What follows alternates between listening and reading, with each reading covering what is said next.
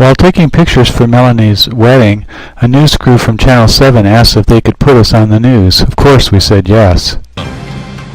And we're back. Hi, everybody. Every Christmas, I don't know about you, but I love to throw the family in, well, not throw the family in the car, ask the family nicely to get into the car and go and see the Christmas lights at the Mormon temple. Oh yeah, but it's beautiful. It's absolutely beautiful. But do you know the history behind the 16-story facade? Well, now you will, because News 7's Don Hudson is going to give us a little tour. If you drive on the north side of the Beltway, you've seen the Mormon temple. And if you don't drive there, you've no doubt heard it mentioned by your favorite traffic reporter. Just getting past the Mormon temple, you'll want to watch out for a broken down car tying up the left lane at Connecticut Avenue. Even though many area commuters have seen it hundreds of times, and its annual Festival of Lights attracts thousands of visitors, most still have more questions than answers about the temple. What is it? What is it? Is it a church? And many Washingtonians also think the temple looks almost fictional. It's kind of a joke me and my friends play, like, look, Disneyland, you know, and you see it from a distance.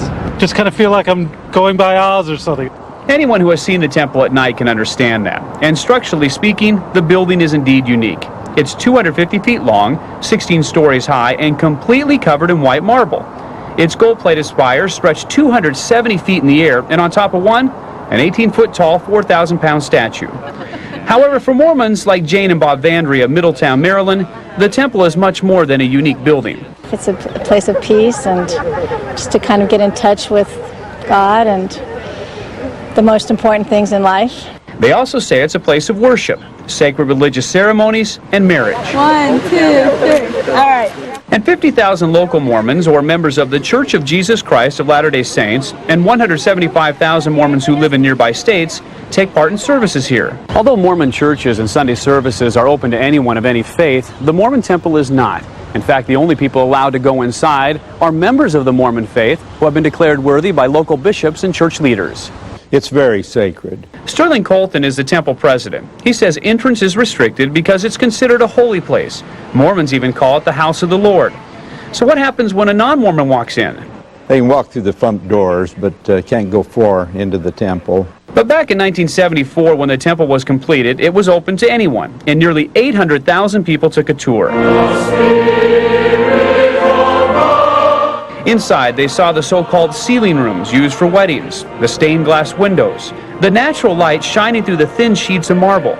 Visitors also saw a baptismal font, plus the celestial room. Mormons say is designed to symbolize heaven. We feel that the spirit is very strong in the celestial room.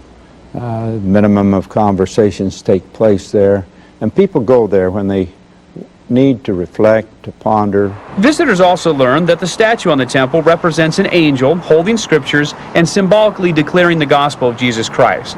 By the way, the statue is not solid gold, it's bronze covered with gold leaf. Of course, most commuters see the temple as a place that tells them how close they are to work or home, while area Mormons view the temple as a place that draws them closer to God. But for all of Washington, the temple is an interesting, intriguing, and inspiring landmark.